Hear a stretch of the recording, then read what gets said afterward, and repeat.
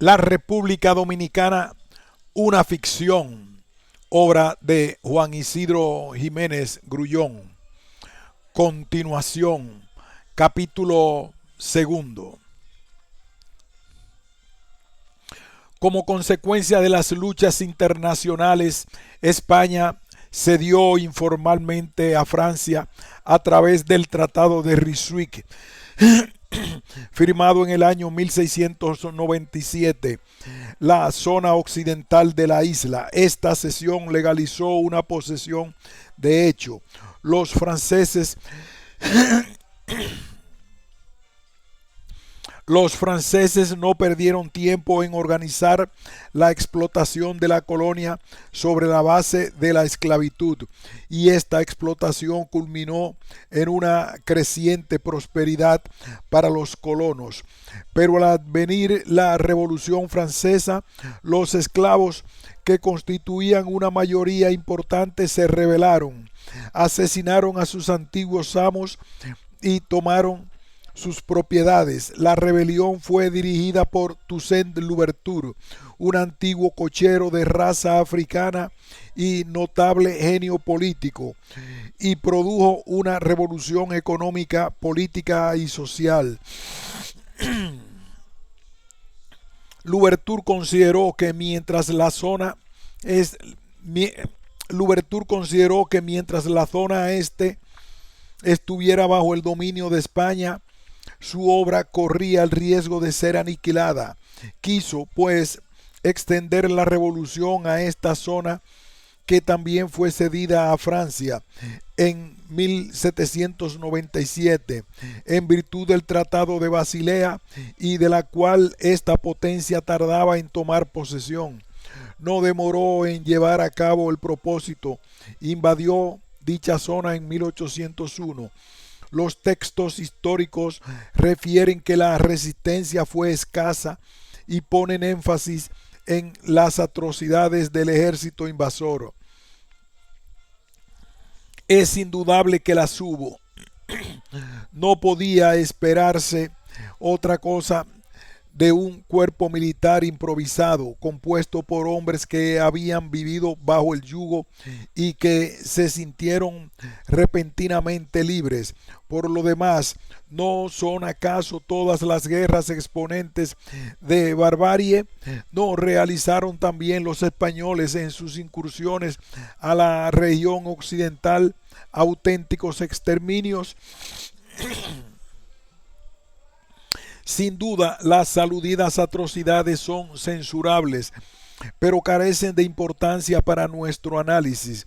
Lo que nos importa es extraer la substancia política de los acontecimientos, y la aludida invasión y el gobierno a que dio origen ofrecieron una substancia nueva. En efecto, la bandera del movimiento fue la liberación de los esclavos.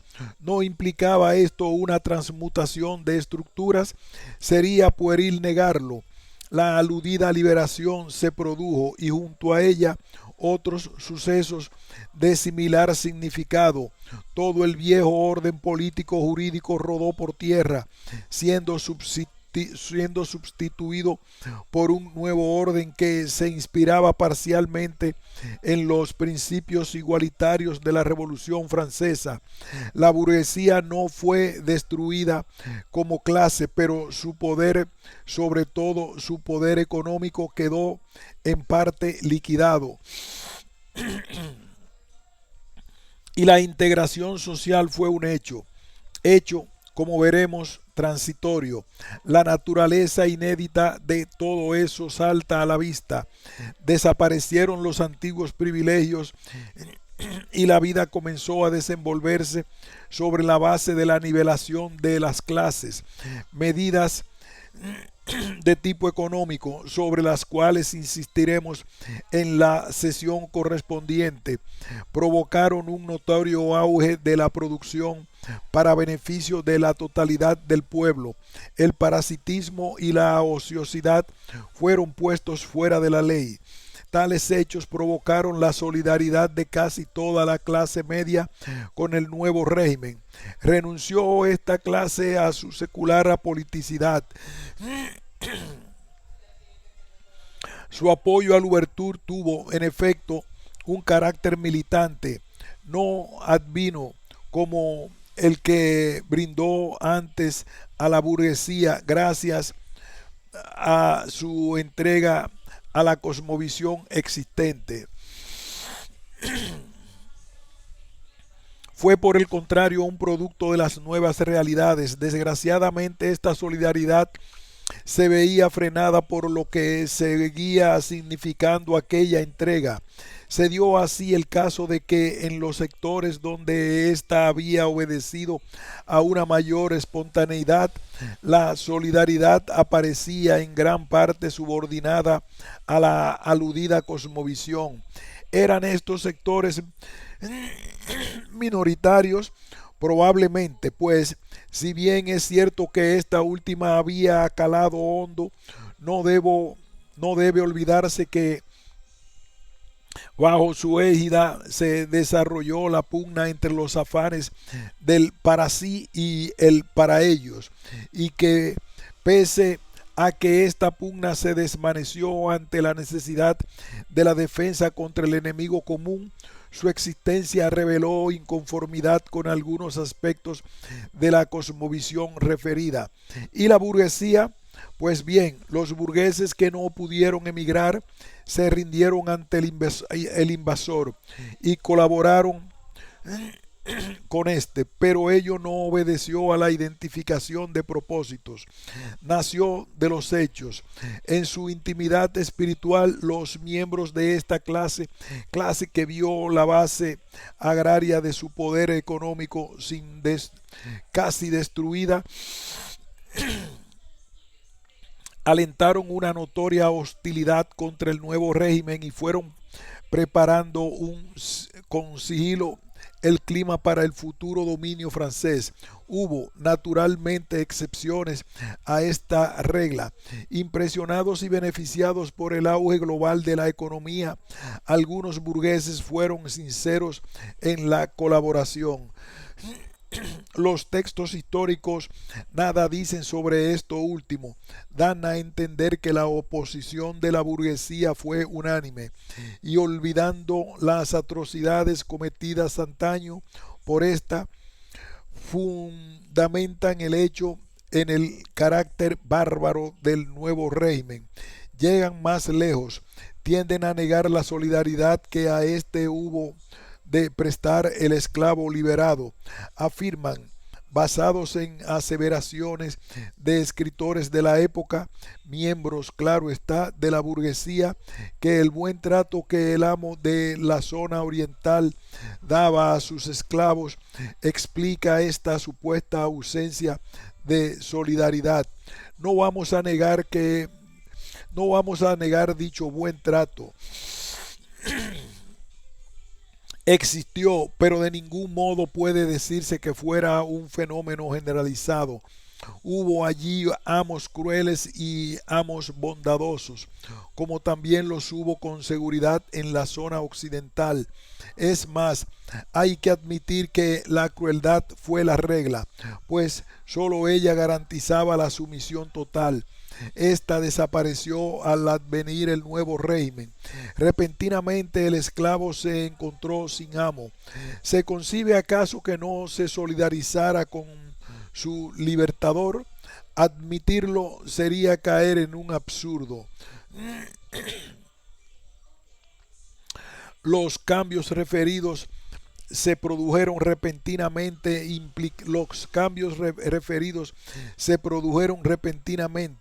implicaron un salto histórico. Louverture rompió de hecho con Francia, pero temeroso del poderío francés, fingió lealtad al gobierno de París. Mientras tanto, se vinculó estrechamente con Inglaterra y los Estados Unidos.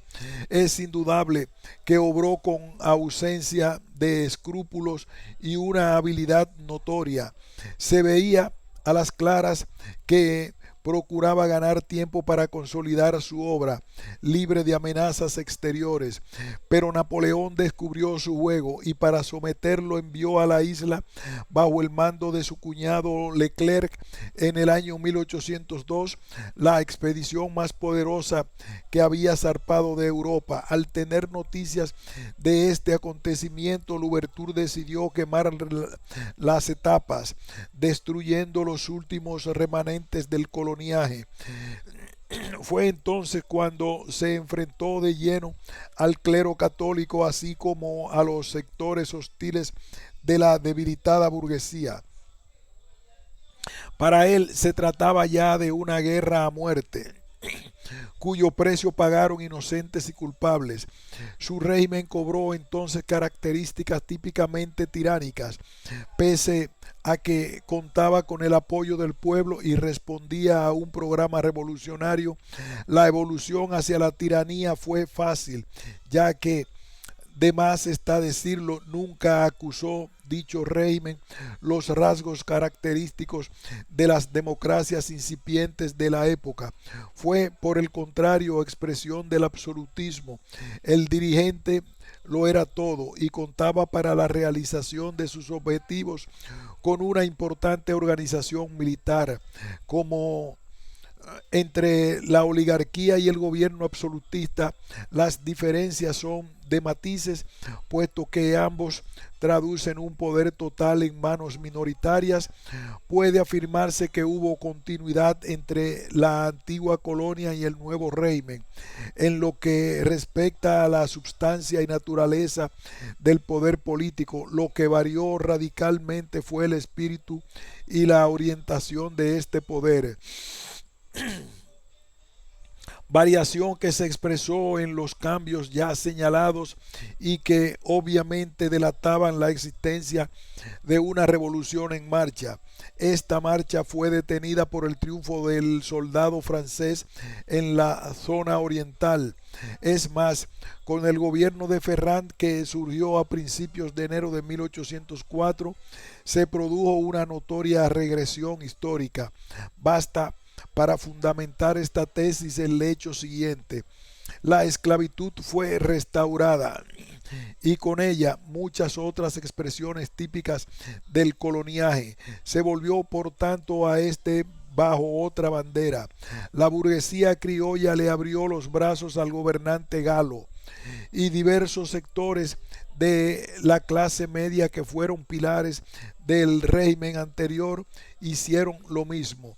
Lo hizo en el fondo la gran mayoría de esta clase, pero su solidaridad con el francés, mostrada por una constante colaboración, no fue un producto del imperio de la cosmovisión añeja.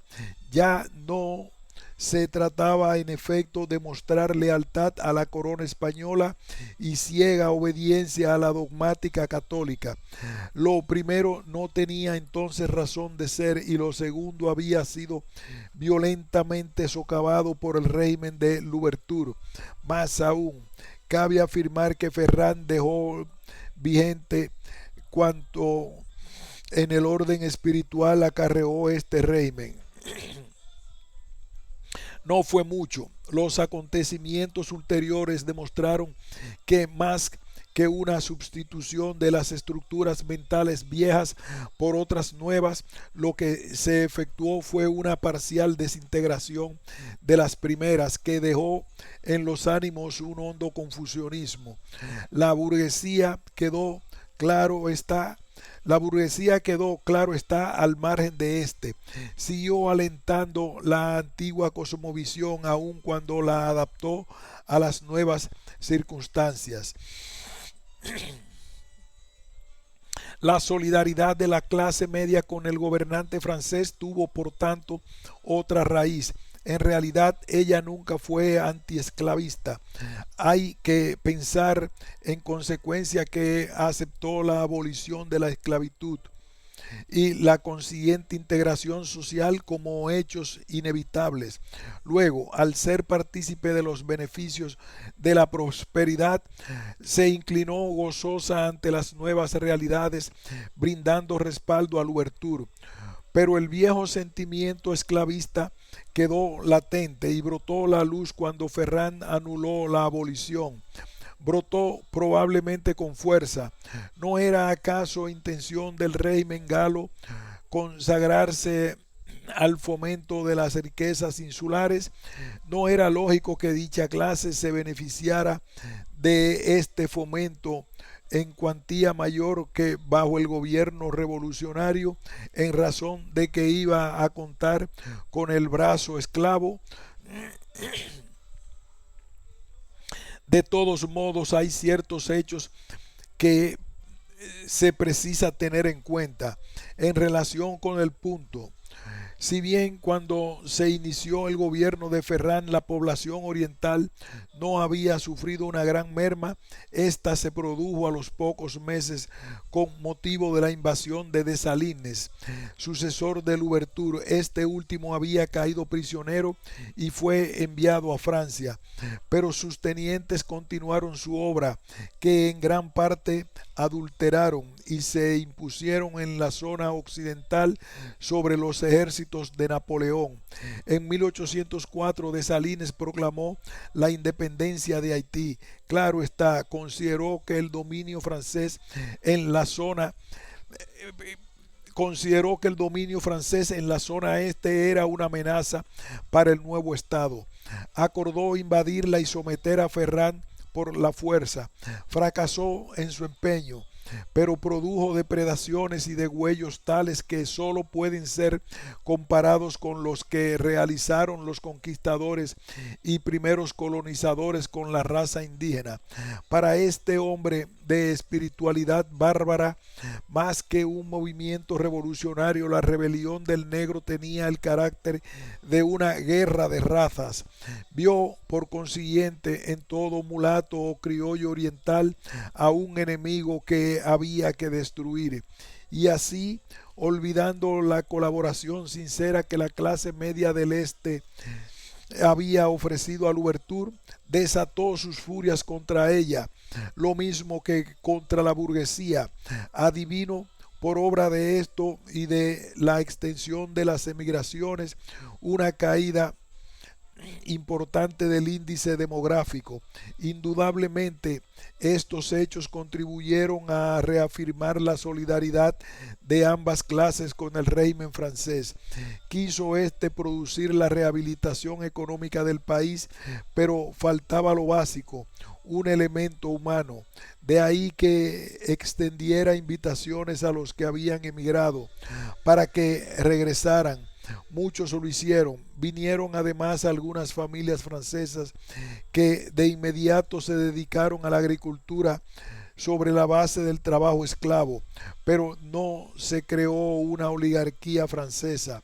Fue sobre todo con los burgueses criollos que gobernó el nuevo régimen.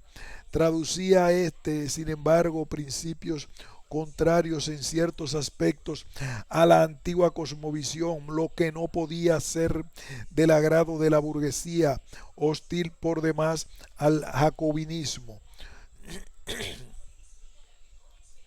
Se sintió esta inconforme. Es cierto que se había vuelto al sistema colonial y que ella gozaba de amplias facilidades para su enriquecimiento, que dependía del desarrollo agrícola y el comercio exterior, pero veía en el nuevo régimen una expresión del aludido jacobinismo y una amenaza contra lo que ella consideraba exclusivamente suyo. Todo esto y otras cosas más acentuaron el confusionismo a que hicimos referencia. Se, había, se habían sucedido con notoria rapidez un cambio tras otro, y cada uno de ellos había dejado un saldo de lágrimas. La tónica era, en el fondo, la violencia. Lógico fue, por consiguiente, que tanto en la burguesía como en la clase media surgiera la incertidumbre sobre el destino final del país. América, por otra parte, comenzaba entonces a despertar. Miranda inició en esa época el movimiento emancipador de Venezuela, y los ecos de este acontecer llegaban a la isla. Sucedió lo que se produce generalmente en tales circunstancias. La desorientación y la incertidumbre condujeron a la reafirmación de los viejos valores. Estos no habían desaparecido, eran los de la antigua cosmovisión amenazada por el haitiano y también por el dominio francés. La burguesía la burguesía criolla no había renunciado a ella y estimó que sólo restaurando su total imperio podía advertir una paz sin riesgos. Fue, pues, imperioso para esta clase el retorno de la colonia española. Juan Sánchez Ramírez, un criollo rico, encabezó el movimiento. Sin embargo, era tal el confusionismo que hay datos indicadores de que la finalidad acariciada en los inicios por los conjurados era proclamar la independencia. Parece que a última hora se renunció a esta tesis y se abrazó la otra. El hecho causa asombro. ¿Cómo era posible que se produjera tan radical viraje? La razón la brindaba el referido confusionismo, que revela además la complejidad de la situación. Había tres corrientes importantes en pugna: la afrancesada, la española y otra que asomaba con timidez, la independentista. A la postre, la burguesía se inclinó hacia la segunda y arrastró a la clase media. La razón esgrimida aparece en los textos históricos.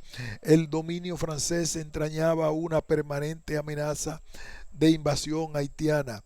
Lo increíble del caso es que para sacudirlo, la burguesía no tuvo reparos en solicitar la ayuda del presidente de Haití, que lo era a la sazón Petión.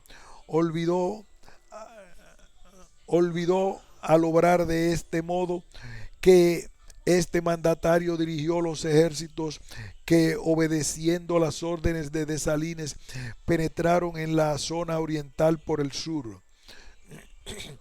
La independencia no era para esta clase una solución, no tanto porque envolvía el peligro de que el nuevo Estado fuese absorbido por Haití, sino más bien porque la lealtad a la vieja cosmovisión la vedaba.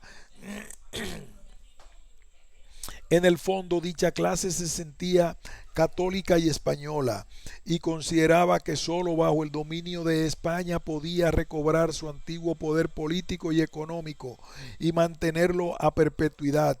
Como habremos de ver, ante el impacto de nuevas realidades, esta postura varió parcialmente luego, pero su esencia, o sea, el colonialismo, siguió viva.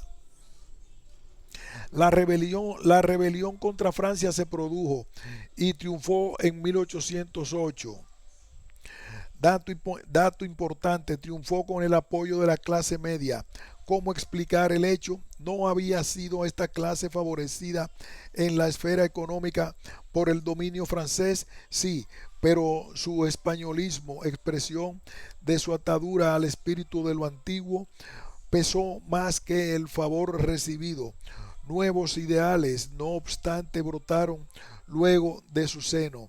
El triunfo de la rebelión contra Francia reafirmó naturalmente el coloniaje, pero puede afirmarse que fue una victoria del colonialismo extremista.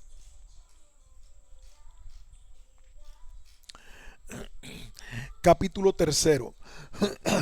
Dijimos ya que el régimen de Ferrand fue una regresión histórica. Lo fue no solo porque restauró la esclavitud, sino además porque quebró la integración social que se había alcanzado bajo Louverture e implicó, como vimos, un retorno al coloniaje total. Pero los textos históricos, exponentes típicos casi todos de la mentalidad colonialista, afirman que por lo común, afirman por lo común lo contrario, basándose en que procuró fomentar la economía dar a entender que fue el más progresista de los gobiernos del pasado. Sin embargo, un análisis imparcial demuestra que durante el periodo de Louverture el auge económico fue infinitamente mayor y que sus beneficios se extendieron a todas las clases sociales. Los referidos textos van más lejos, lanzan anatemas contra Louverture en razón del carácter despótico que su gobierno y a la vez de su gobierno y a la vez silencian que el despotismo fue característica fundamental de la oligarquía gobernante desde los comienzos de la colonización. Reiteramos que el retorno a la colonia española agudizó la regresión. Se cayó otra vez bajo la égida institucional antigua. El clero, que había sido uno de los factores básicos en la preparación de la rebelión, recibió de inmediato un tratamiento de honor y el arzobispado, pese a la generalizada penuria, fue favorecido con la asignación de 10.000 ducados anuales. La prominencia la prominencia de la institución, reducida casi a la nulidad por Louverture y en parte por Ferrand, asomó de nuevo. Ya vimos que en el pasado los clérigos participaron a veces directamente del poder. Pues bien, ahora se limitaron a ser el grupo de presión más importante. El poder quedó en manos del dirigente máximo de la revuelta, Juan Sánchez Ramírez, y de algunos altos funcionarios. Sobre ellos, las altas jerarquías católicas ejercieron una determinante influencia. La historia tradicional ha calificado el nacimiento del nuevo régimen con el término de reconquista. Ninguno es más impropio, pues se reconquista lo que se perdió totalmente, y en realidad lo perdido por España con el triunfo de Louverture y luego con el régimen de Ferrand fue fundamentalmente el poder político.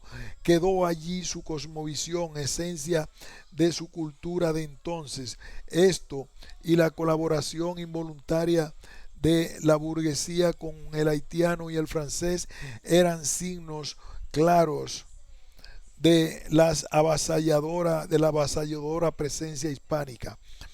Dicho de otro modo, el coloniaje español ya no existía, más siguió existiendo la mentalidad colonial española, y ésta trabajó sin cesar por la vuelta a dicho coloniaje.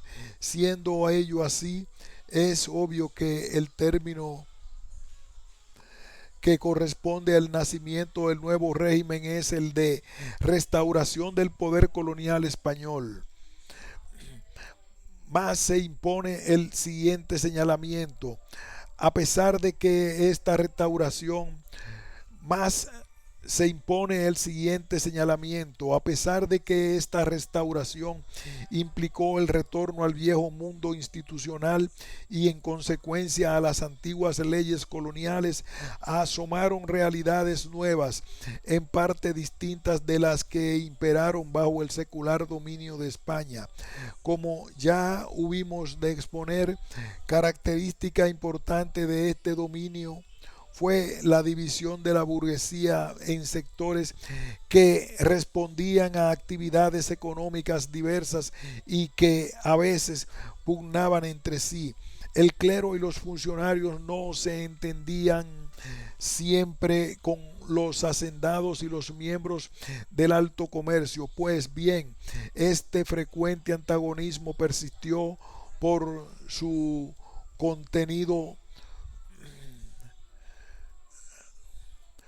Pues bien, este frecuente antagonismo persistió, pero su contenido sufrió notables variaciones que colocaron a la totalidad de la clase en postura exclusivamente política. La raíz del hecho era económica. La guerra provocó una espantosa caída de la producción. El comercio con el exterior quedó reducido a cifras insignificantes. Volvióse a vivir por consiguiente dentro de una economía casi cerrada, y nada podía hacer la metrópoli enfrascada en atender problemas para ella de mayor gravedad por socorrer la isla. En virtud de estos hechos, el alto comercio arruinado se orientó hacia el burocratismo, y lo mismo hicieron numerosos hacendados. Abandonaron sus plantaciones para desempeñar cargos públicos en las ciudades. Se produjo así la politización casi plenaria de la clase, con el consiguiente aumento del parasitismo. Algo similar aconteció con la clase media. Herida por la crisis económica, buscó también en la burocracia colonial los medios de subsistencia. A menudo los encontró en las fuerzas castrenses, integradas por cuerpos de blancos, mulatos y negros libres. En su seno se produjo además lo siguiente: el alejamiento de la burguesía peninsular, que había momentáneamente monopolizado el poder político y económico. Su inconformidad frente a esto último orientó a muchos de sus miembros hacia el independentismo. En secreto comenzaron a conspirar, y el movimiento culminó en la frustrada intentona insurreccional de los textos históricos, que los textos históricos llaman Revolución de los Italianos. Minimizan estos textos su alcance. Más aún, el calificativo induce a pensar que la proyectada insurrección era obra exclusiva de extranjeros y que no contó por consiguiente con respaldo de los allí nacidos. Tal tesis es insostenible. Basta comprobar la intensidad bárbara de las medidas represivas para llegar a esta conclusión. El movimiento tenía ramificaciones importantes, reveladoras de la difusión del pensamiento independiente en el seno de la mencionada clase.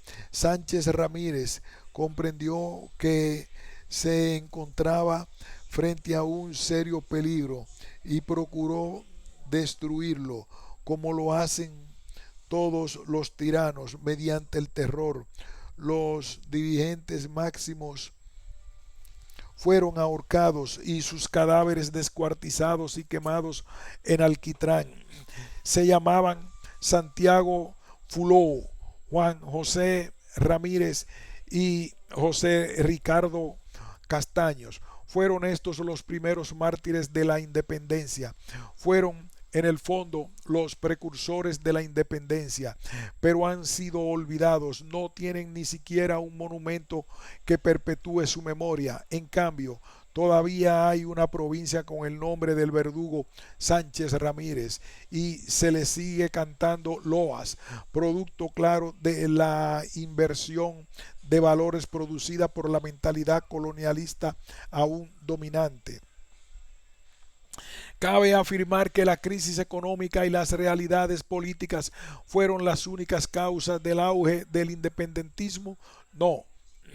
Para entonces, las guerras de emancipación del continente se encontraban en pleno desarrollo, y aun cuando las noticias referentes a ellas eran escasas, bastaban para incitar al proselitismo. La inconformidad abonaba naturalmente el campo. Con los días fue creciendo.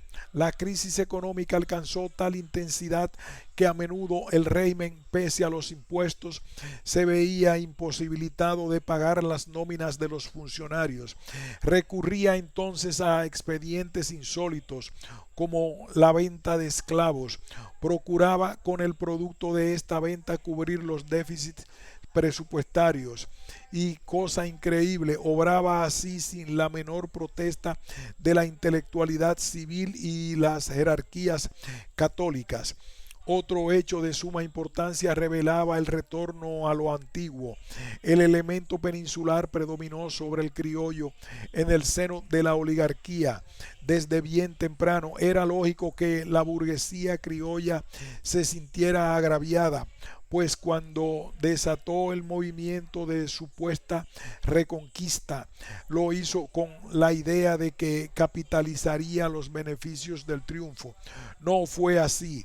La metrópoli envió un comisario regio con facultades omnímodas y vio en la nueva colonia la posibilidad de ofrecer sinecuras a diversos miembros de la burguesía o la aristocracia peninsular, figuras que se sabían destacado en el curso de la rebelión fueron así marginadas. Y se dio el caso de que, muerto Sánchez Ramírez, el gobernador Urrutia fue y se dio el caso de que, muerto Sánchez Ramírez, el gobernador Urrutia, que hubo de sucederle, solo pensó en su enriquecimiento. Advino pues una división entre los escasos miembros de la burguesía peninsular, en cuyas manos estaba el mando, y la burguesía criolla, que se veía obligada a conformarse con cargos secundarios. Esto y la agudización de la crisis económica fueron gradualmente despertando en el burgués criollo el sentimiento de inconformidad que dominaba ya el ánimo de la clase media. A la postre, el tal sentimiento desembocó en un notorio viraje de actitud política. Dicha burguesía criolla devino en independentista. El proceso fue gradual. Gobernaba aún Sánchez Ramírez, que era gobernador y capitán general, cuando el licenciado José Núñez de Cáceres, intelectual de relieve, que ocupaba el cargo de teniente gobernador, auditor de guerra y asesor general, le propuso que declarara la independencia, ya que, encontrándose Haití dividido con dos gobiernos, el de Cristóbal en el norte y el de Petión en el sur, el nuevo estado podría desarrollarse sin el peligro de una invasión haitiana. Sánchez Ramírez rechazó la propuesta, pero el solo hecho de que se le hiciera demuestra la fuerza y extensión que ya había cobrado el pensamiento independentista dentro de la mencionada clase. A la postre, la idea se impuso. Núñez de Cáceres dirigió el movimiento, que triunfó en 1821 y cuyo desarrollo no encontró oposición. Esto último prueba que ya existía una amplia solidaridad con el propósito, pero el nuevo Estado no tradujo la creación de una república, más pero el nuevo Estado no tradujo la creación de una nueva república más. Su fundador lo incorporó a la Gran Colombia. ¿Acaso se había dejado ganar por las ideas americanistas de Bolívar? Tal vez, más el empeño fracasó. Haití había alcanzado ya la unidad y Boyer, su gobernante de entonces, invadió la zona oriental. Sus pobladores no hicieron resistencia. En ceremonia inusitada, Núñez de Cáceres entregó al mandatario haitiano las llaves de la ciudad primada de América a principios de 1822. Tales acontecimientos eran inevitables. No podía el país seguir viviendo dentro de la creciente negatividad del régimen español. Se imponía, por tanto, un cambio. Hubiera podido crearse una nueva república, mas no habría sido su destino el mismo, dadas la desorganización y la penuria existentes. No había entonces fuerza para oponerse a la expansión de Haití, que contaba con un ejército fogueado y poderoso. Bien visto el punto, la oportunidad ideal para desatar con probabilidades la de consolidación el movimiento se perdió cuando Sánchez Ramírez rechazó la propuesta que le hizo el licenciado Núñez de Cáceres. Ahora bien, Si tanto el gobierno de Ferrand como el retorno a la colonia española fueron regresiones, no hay duda de que el triunfo de la insurrección independentista recién citada constituyó un paso de avance, a pesar de que no procedió a abolir la esclavitud. Reveló en efecto la solidaridad de la burguesía y la clase media en el afán de sacudir el yugo político extranjero. El gobierno de efímera duración se levantó con el apoyo de ambas. Surgen, sin embargo, estas preguntas. ¿Cuál fue la extensión de ese paso de avance? ¿Significaba la renuncia a la vieja cosmovisión? ¿Era acaso el punto de partida hacia nuevas transformaciones? Los hechos dan la respuesta, hacen ver que el movimiento reveló miopía, no se propuso destruir las estructuras coloniales y producir de nuevo la integración social. Es más, si bien abjuró de la proyección política colonial de la vieja cosmovisión, de ningún modo puede afirmarse que renunció a sus esencias. Ello es obvio, no se enfrentó a la concepción teológica feudal y a su pilar máximo, el clero católico, y se inclinó al convalidar la esclavitud ante la estructura clasista imperante. Todo eso revela que su triunfo no podía ser considerado como base para cambios benéficos ulteriores. Si el gobierno que de él nació se hubiera consolidado, es probable que la evolución del país habría culminado en la constitución de una nueva república. Tan pronto se produjo el desmembramiento de la Gran Colombia. El mando del brevísimo gobierno lo ejerció la burguesía. Pese a que ésta contó con el apoyo de la clase media, la lucha de clases se agudizó con seguridad en virtud de que el esclavo no podía sentirse satisfecho con lo acontecido. Esta agudización cobró fuerzas bajo el régimen de Boyer, pero acusó otro sentido. Para mejor decir, se produjo una inversión. Antes el esclavo era el dominado. Boyer volvió a liberarlo y fue la burguesía criolla la que se sintió, por lo menos en los inicios, humillada y perseguida. Pero esto duró poco, no recuperó dicha clase su prominencia, más se ató al nuevo régimen, que utilizó su capacidad y saber. Sería evidentemente inexacto afirmar que su función fue directora y determinante, pero sí fue colaboradora.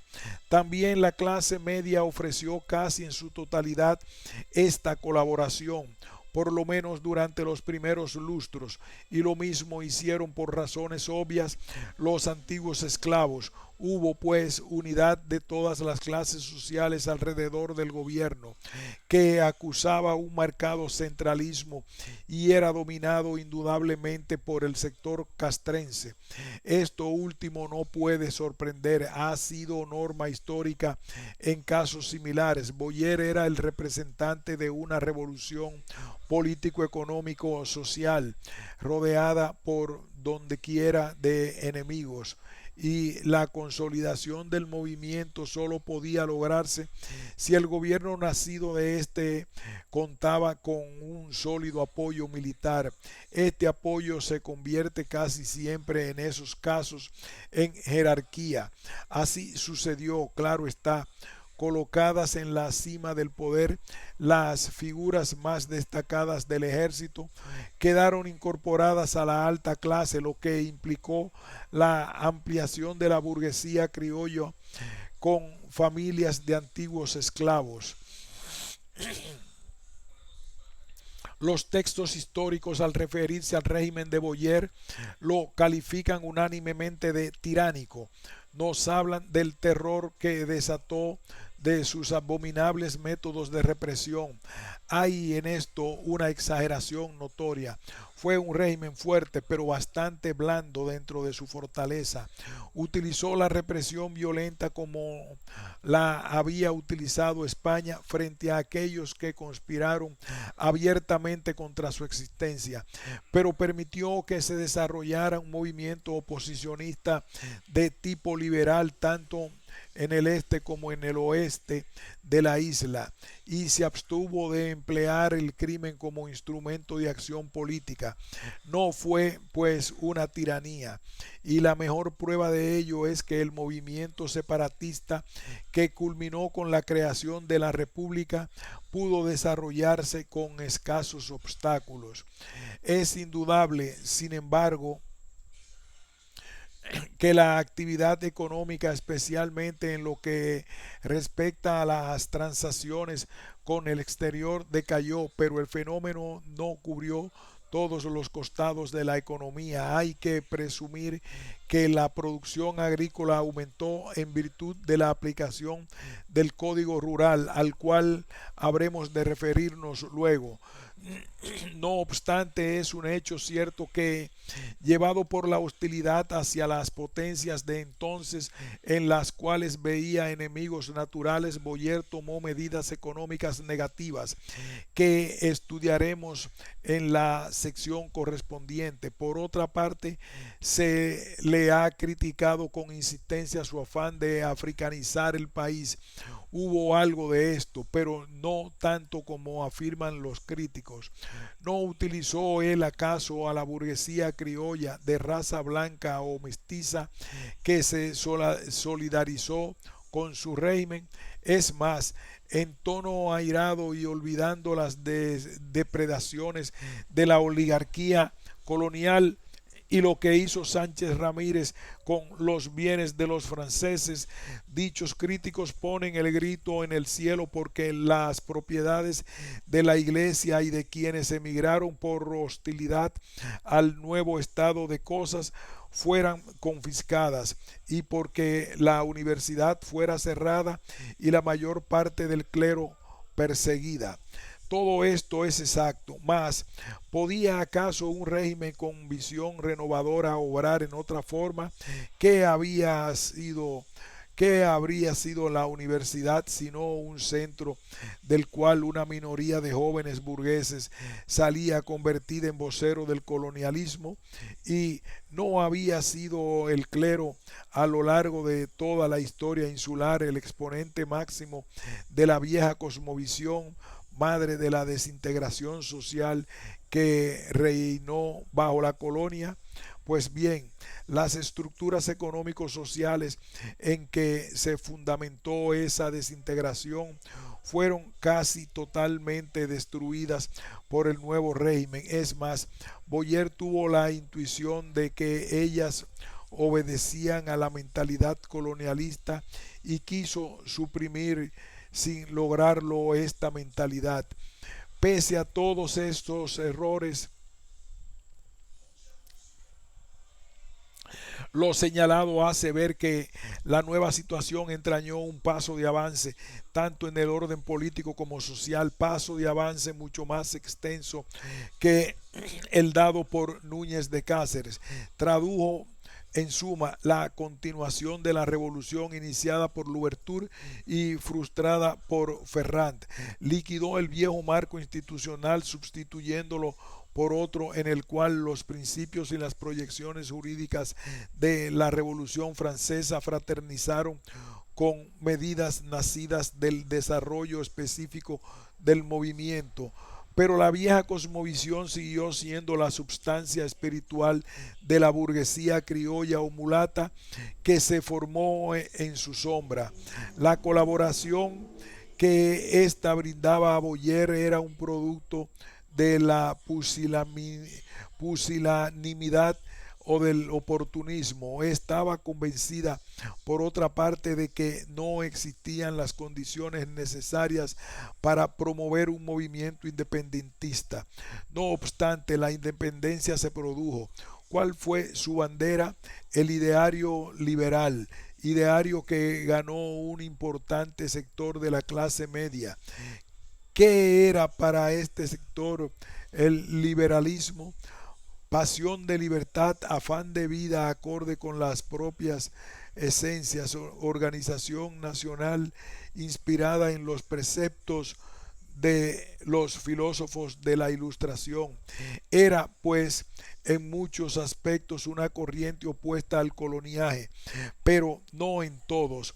Dejaba intactos los fundamentos teóricos de este, derivados, como hemos visto, de la vieja cosmovisión. Era más que otra cosa una doctrina que procuraba plasmar hermosos principios sin adentrarse en la realidad económico-social ni captar los orígenes de esta. Los liberales que con Duarte a la cabeza propugnaron la idea separatista veían en el régimen haitiano el dominio de un poder foráneo, o sea, una superestructura arbitraria y extraña que amenazaba anular nuestras esencias. Precisaba pues destruirlo y levantar una nación donde al calor de la libertad estas esencias pudieran desarrollarse y expandirse. Con espíritu de sacrificio se dieron a la obra que culminó en triunfo. En febrero de 1844 nació lo que se llamó la Primera República.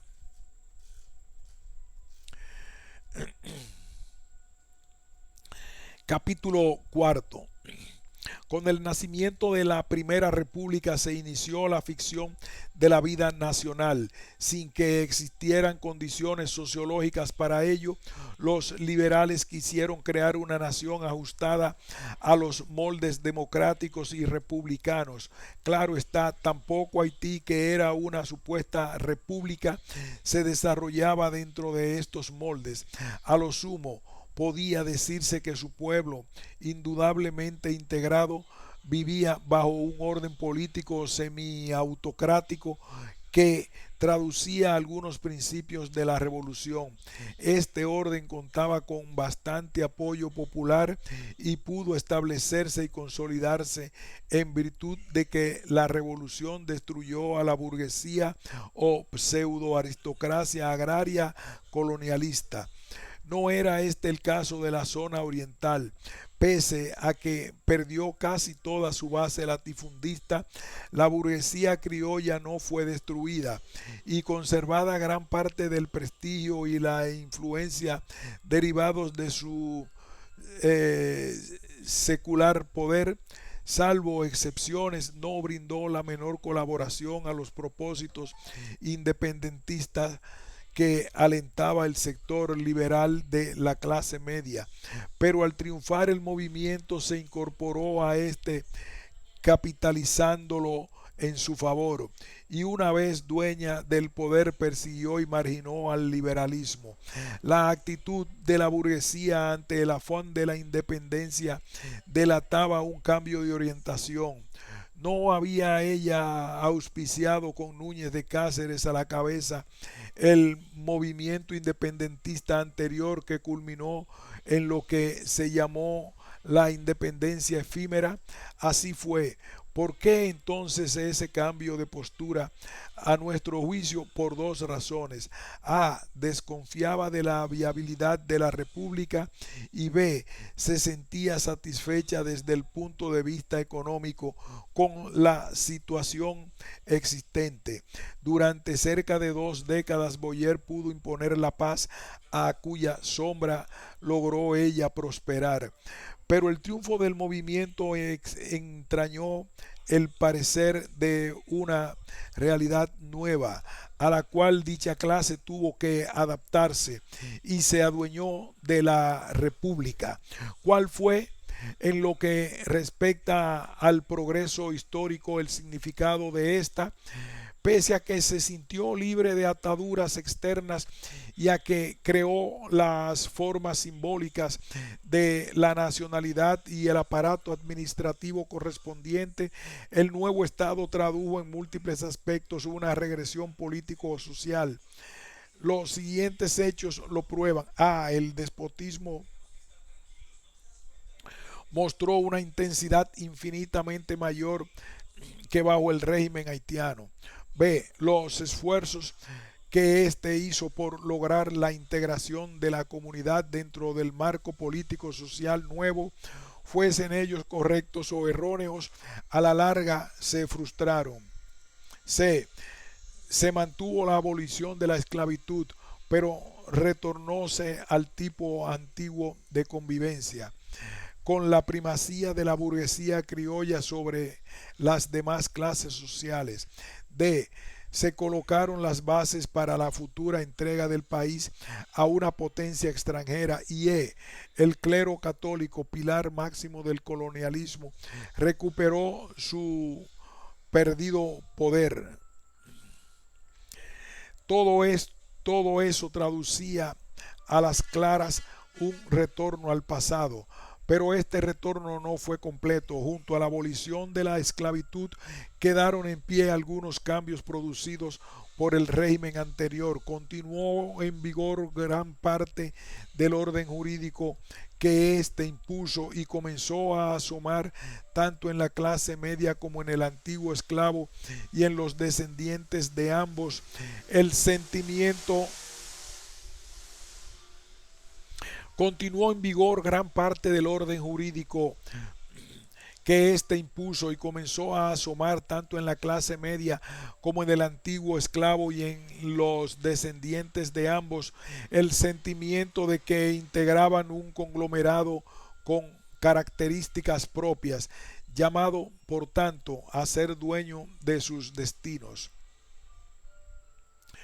Este sentimiento se enfrentaba al colonialismo tradicional de la burguesía, así como al costado político de la cosmovisión antigua, muchas de cuyas facetas o derivaciones supervivían. ¿Cuál era en el conjunto de estas la más importante? Tal vez las costumbres nacidas de la vieja configuración social y por consiguiente la sumisión de las clases inferiores ante la clase dominadora. Ahora bien, el asomo del referido sentimiento no autoriza a decir que para entonces ya existía la conciencia de la dominicanidad y mucho menos la conciencia nacional. Es pues totalmente incorrecto aseverar, como lo hacen los textos históricos, que los ejércitos que se batieron contra el haitiano en esa época estaban integrados por soldados dominicanos. Lo que empujaba a esos ejércitos a la lucha era la subordinación ante el jefe militar y el fervor que éste despertaba, actitudes psicológicas de las cuales brotó el caudillismo y por obra de este la defensa de determinados integrantes de la cosmovisión colonial. En el fondo, la Primera República fue, desde el punto de vista político-sociológico, una superestructura artificial que, creada por un sector de la clase media, cayó en manos de una burguesía que nunca tuvo fe en su perdurabilidad y consolidación. Bajo el régimen haitiano, la intimidad espiritual de esta burguesía ofreció una pugna afectiva, la satisfacción que en el plano económico producía la realidad política existente, reñía con los afanes gubernamentales por destruir la antigua cosmovisión y las estructuras nacidas de esta. Evidentemente, al producirse la independencia, dicha clase vio el campo abierto para un retorno a la totalidad del pasado. Su tesis fue utilizar la independencia con este preciso objetivo. Su actuación para alcanzarlo no demoró. En efecto, desde los primeros instantes, las figuras más conspicuas de la clase lucharon por obtener la protección de una gran potencia o por anexionar a esta el nuevo Estado. Francia fue la potencia inicialmente seleccionada. El caso llama la atención. No había esa burguesía auspiciado y luego dirigido el movimiento contra el régimen progresista de Ferrand, ¿Qué razón había para haber procedido entonces así y ver ahora en Francia el camino de la salvación? Se dirá que las circunstancias imperantes en cada una de estas épocas no eran las mismas, que la Francia jacobina no era la de Luis Felipe. Ello es cierto, pero no es lo importante. Lo importante sobre todo para el sociólogo, que es lo que revela el hecho, que dicha burguesía no se sentía ya tan española como antes, que había renunciado a un aspecto esencial, el españolismo, del costado político de su cosmovisión. Lo doloroso del caso es que los liberales, positivamente deseosos de crear una nueva nacionalidad, confiaron en la colaboración sincera de esa clase. En brazos del romanticismo creyeron posible levantar la república sobre la base de la unidad nacional y el culto a la libertad y la justicia. Por eso se aunaron con intelectuales y ricos burgueses que fueron servidores conspicuos del régimen caído. Soñaban con una utopía, establecer y desarrollar allí una democracia similar a la estadounidense o a las que comenzaban ya a asomar en Europa. Desconocían en suma la esencia y naturaleza del coloniaje. Prueba incontrovertible de este desconocimiento la ofrece el hecho de que muchos de sus más egregios representantes se solidarizaron con la burguesía en la petición de la protección hecha al gobierno francés, llegando algunos, entre ellos Sánchez, figura cimera del movimiento, a proponer un acuerdo por medio del cual el nuevo Estado se comprometía a coadyuvar a cualquier intento bélico francés por volver a dominar a Haití.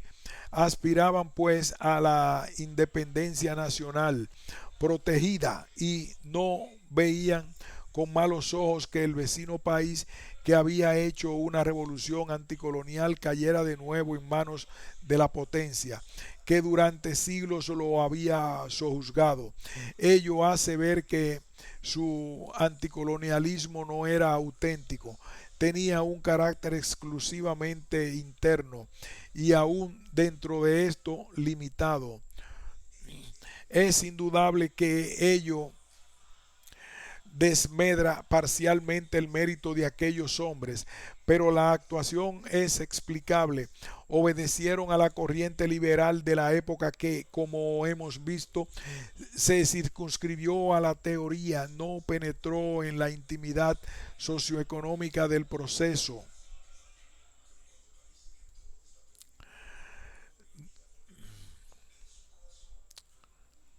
No penetró en la intimidad socioeconómica del proceso histórico y en virtud de esto último mostró incomprensión de los fenómenos revolucionarios. Es, pues, como representantes de esa corriente que precisa verlos y ponderarlos.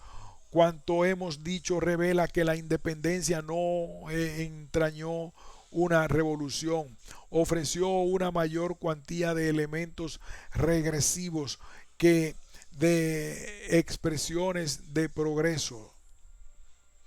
Ofreció una mayor cuantía de elementos regresivos que de expresiones de progreso. La responsabilidad máxima recae sobre la burguesía.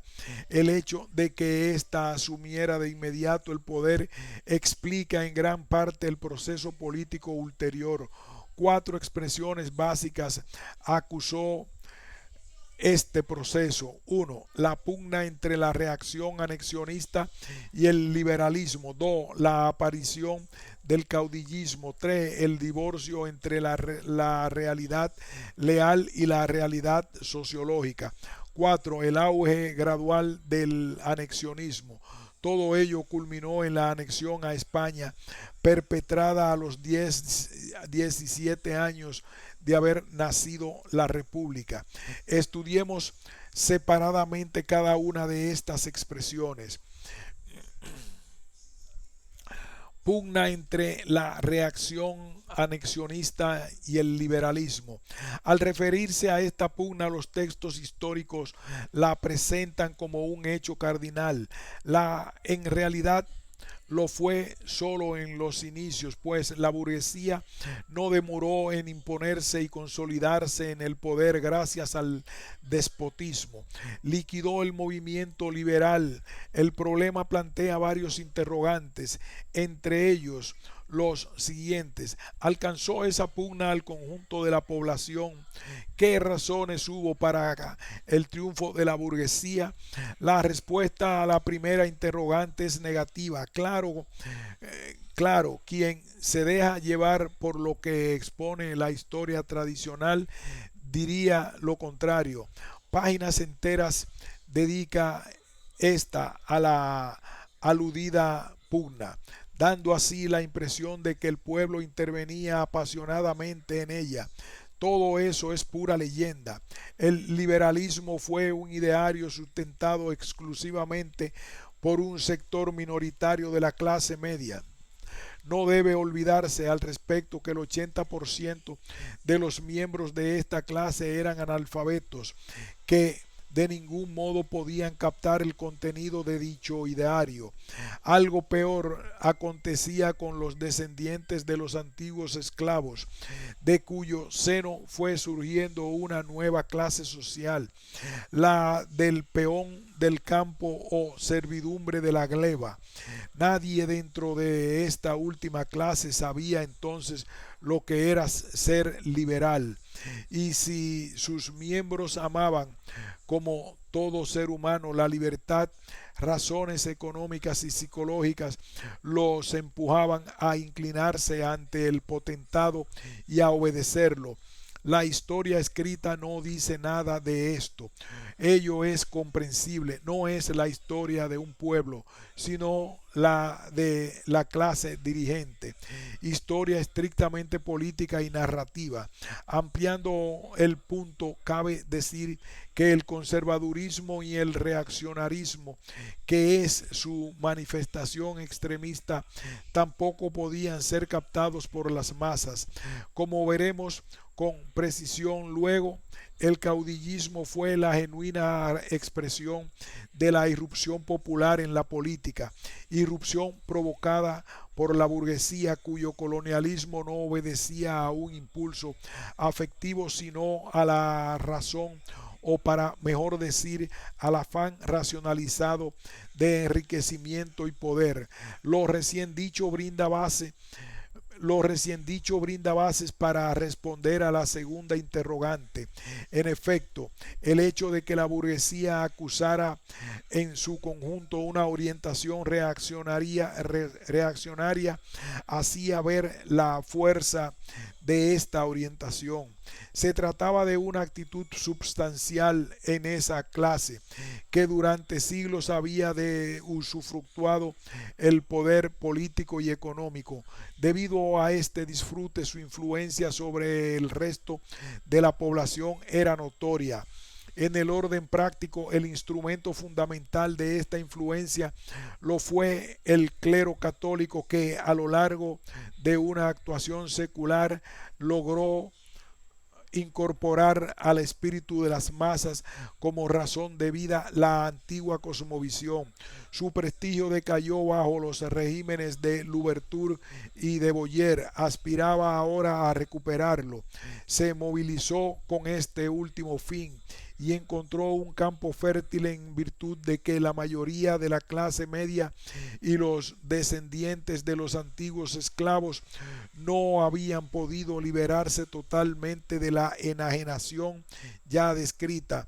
Pero no solo estas razones de tipo espiritual las únicas que explican el rápido triunfo de la burguesía. Existían otras, además, nacidas del desenvolvimiento del proceso independentista.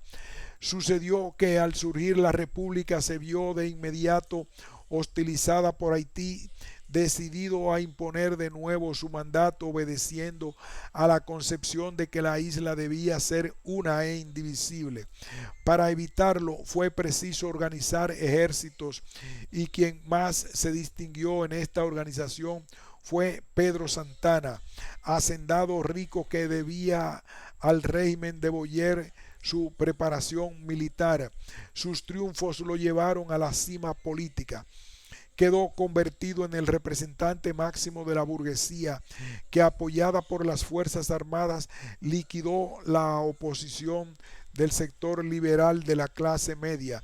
También influyeron en el aludido triunfo las divisiones internas de este último sector en el cual comenzaron a asomar ambiciones personales y por último la inconsistencia de muchos de sus integrantes que tan pronto como la estrella de Santana se alzó sobre el horizonte político, le brindaron su colaboración. La burguesía victoriosa ejerció continuamente el gobierno durante toda aquella etapa histórica.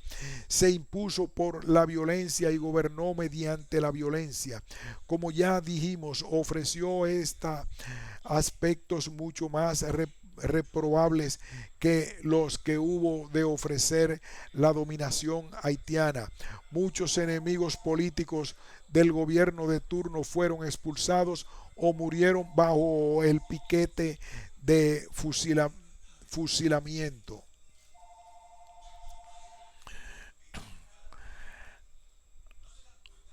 La aparición del caudillismo. Aquí hacemos una pausa para descansar y continuaremos.